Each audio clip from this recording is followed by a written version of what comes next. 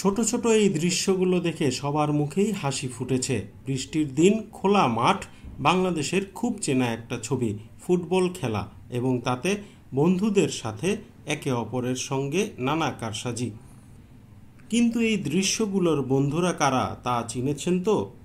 এতক্ষণে চিনে যাওয়ার কথা তারা তানজিন সাকিব, আকবর আলী, শরীফুল ইসলাম ও তানজিদ তামিম।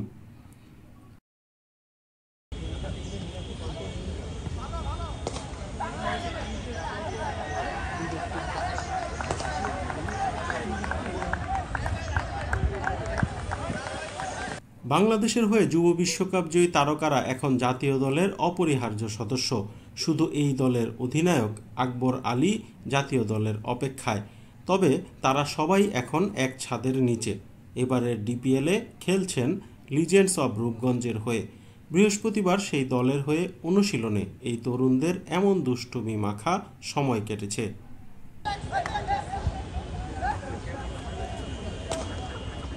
বৃহস্পতিবার ঢাকার আকাশ ছিল মেঘলা, বৃষ্টিও হয়েছে, তাই ব্যাটে বলের অনুশীলন হয়নি। তার চেয়ে সময়টা ফুটবল খেলে উপভোগ করেছেন ক্রিকেটাররা।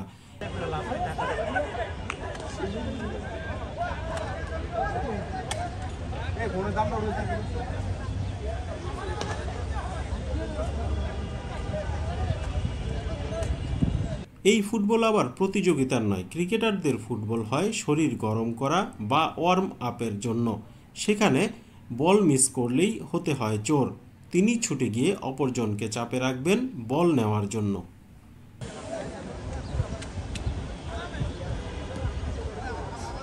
এমন খেলাতেই আকবরকে হাত দিয়ে ডেকে ডস দিয়েছেন সাকিব, তামিমকে ডস দিয়েছেন শরীফুল। পরে 2016 যুব বিশ্বকাপ খেলা আব্দুল হালিমের সঙ্গে বল মিস করায় মজায় মেতেছেন আকবর আলী।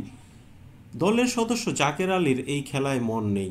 এক পাশে দাঁড়িয়ে অন্য সতীর্থের সঙ্গে কথা বলছিলেন। তবে রিশাদ হোসেনের পূর্ণ আগ্রহ ছিল। প্রাইম ব্যাংকের হয়ে না খেললে আকবরদের সঙ্গেই নেমে যেতেন ফুটবল খেলতে।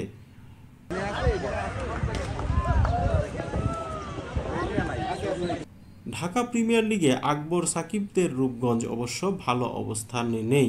সুপার লিগ খেলতে হলে পয়েন্ট তালিকায় সর্বশেষ ষষ্ঠ দল হতে হবে। বর্তমানে রূপগঞ্জ সেই পজিশনেই আছে। এমন চাপের সময়ে ফুটবলে মজা করে হালকা থাকার চেষ্টা দলটির যুব বিশ্বকাপ জয়ী তারকাদের।